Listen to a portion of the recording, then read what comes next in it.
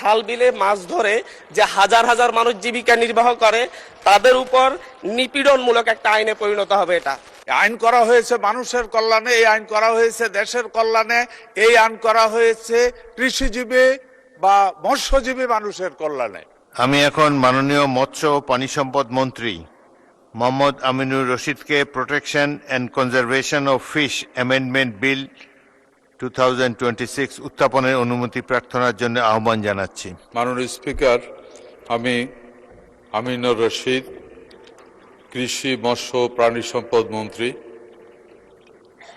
Protection and conservation of fish act 1950, act number 18 of 1950 সংশোধন কল্পে আনিত একটি bill protection and conservation of fish amendment bill 2026 উত্থাপনের জন্য এই মহান সংসদে উত্থাপনের জন্য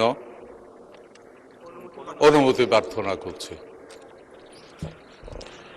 মাননীয় সদস্যবৃন্দ, protection and conservation of fish act 1950, act number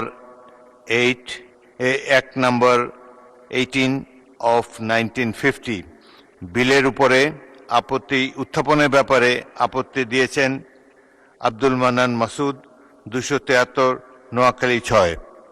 আপনি আপনার আপত্তিটি উত্থাপন করতে পারেন। মাননীয় স্পিকার, ধন্যবাদ আপনাকে। আমি উপকূলীয় অঞ্চলের প্রতিনিধি। এখানে মাননীয় প্রাণী সম্পদ মন্ত্রীকে ধন্যবাদ জানাচ্ছি যে গরিব জেলেদের কথা চিন্তা করে ওনাদের যেই কারাদণ্ডের ব্যাপারটি কমিয়ে আনা হয়েছে, কিন্তু এই ব্যাপারে আরো কিছু সুনির্দিষ্ট ক্লজ যদি অন্তর্ভুক্ত করা হয় তাহলে আসলে হচ্ছে গরিব জেলে যারা তারা এই ধরনের হয়রানি থেকে মুক্তি পাবে। এই আইনের একটা প্রয়োগ রয়েছে। আসলে উপকূলীয় অঞ্চলে কিছু মাছ রয়েছে, যেমন আমরা ছায়া মাছ বলি, তা হাজার হাজার কোটি টাকার এই অর্থনীতি।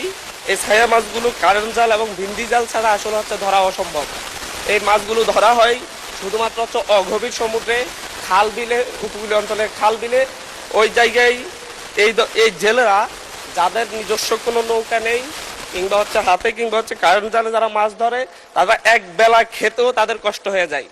বিভিন্ন ক্ষেত্রে দেখা যাচ্ছে হচ্ছে এই ধরনের মাছের যে ব্যবসাটি, এ ব্যাপারে যদি স্পেসিফিক করে দেওয়া হয় যে ভেলা নৌকায় মাছ ধরলে, ভেলা নৌকায় এই জাল ব্যবহার করলে কিংবা হচ্ছে অগভীর সমুদ্রে ব্যবহার করলে কি ধরনের শাস্তি হবে, কিংবা ডাবল ইঞ্জিন অথবা হচ্ছে বড় নৌকায় করে ব্যাপক হারে মৎস্য নিধনে কি ধরনের সাজা হবে।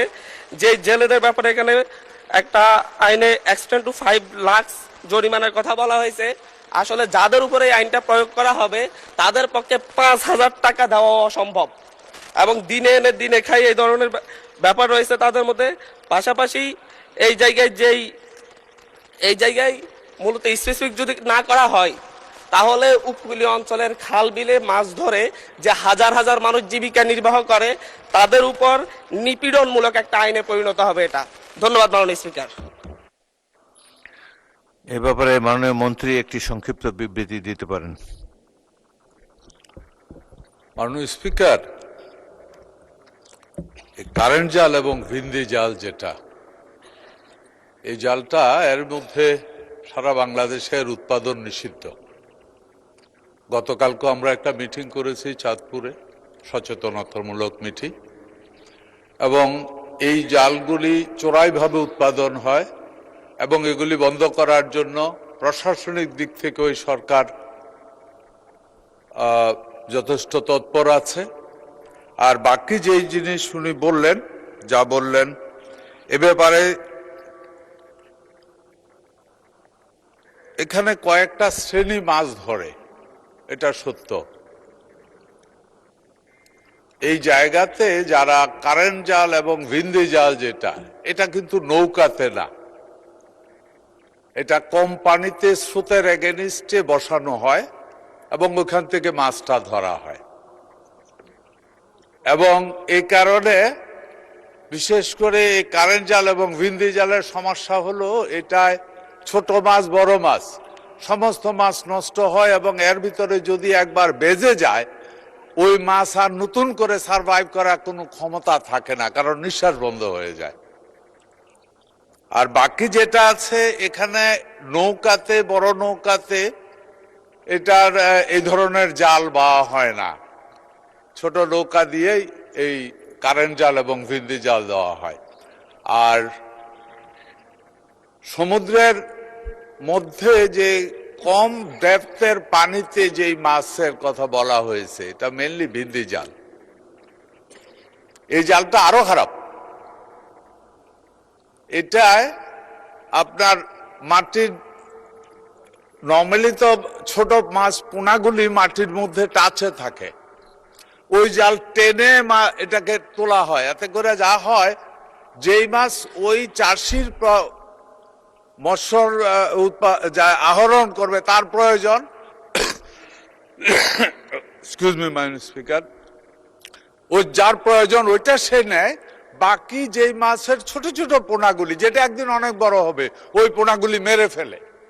এই কারণে এই জালগুলিকে সম্পূর্ণভাবে নিষিদ্ধ করার ব্যবস্থা করা হয়েছে এবং ওই জালগুলি উৎপাদনও বন্ধ করা হয়েছে মাননীয় স্পিকার। এর মধ্যেও যদি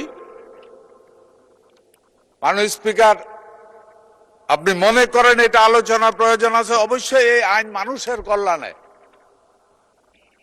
আইন করা হয়েছে মানুষের কল্যাণে, এই আইন করা হয়েছে দেশের কল্যাণে, এই আইন করা হয়েছে কৃষিজীবী বা মৎস্যজীবী মানুষের কল্যাণে।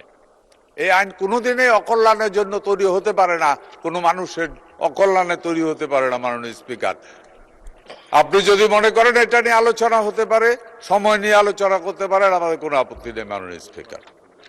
ও জরিমানা যেটা, 5,000 টাকা জরিমানাটা যেটা মাননীয় স্পিকার, এই জরিমানার ব্যাপারে যেটা আছে, অ্যাকচুয়ালি কালকেও এটা নিয়ে কাজ হয়েছে। এই জরিমানাটাই হলো থামানোর একমাত্র উপায়। এটা জরিমানা সরকারের আয় না মাননীয় স্পিকার, জরিমানা তাকে নিরুৎসাহিত করার জন্য এই জরিমানাটা। সে যদি সারাদিন মাছ ধরে 500 টাকার মাছ পায়, 1000 টাকার মাছ পায়, ওইখানে একবার যদি তারে 5000 টাকা জরিমানা করা হয়, সে চিন্তা করবে যে দ্বিতীয়বার গেলে আমার হয়তো 10 দিনের জন্য ক্ষতিগ্রস্ত হবে। অ্যাকচুয়ালি ওই 10 দিনে সে যে মাছটা আহরণ করে তার থেকে বহুত বেশি টাকার মাছ নষ্ট করে ফেলে, ছোট ছোট পোনা। এই কারণে এই জরিমানাটা করা হয়েছে মাননীয় স্পিকার।